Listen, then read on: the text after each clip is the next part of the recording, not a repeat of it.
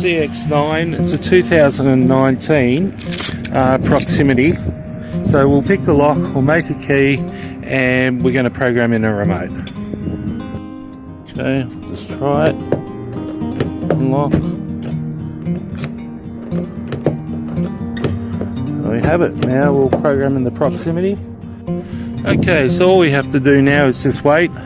So we've got the Smart Pro there programming. We've got a couple of remotes that we're going to try. And we've also put it on charge. So with the new Mazdas, we've got to wait 10 minutes. So we've got it on charge going. And the horn's going to beep. And we've got the power.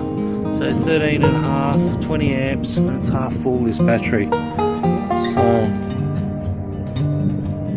And we've got another, say, 5 or 10 minutes to wait.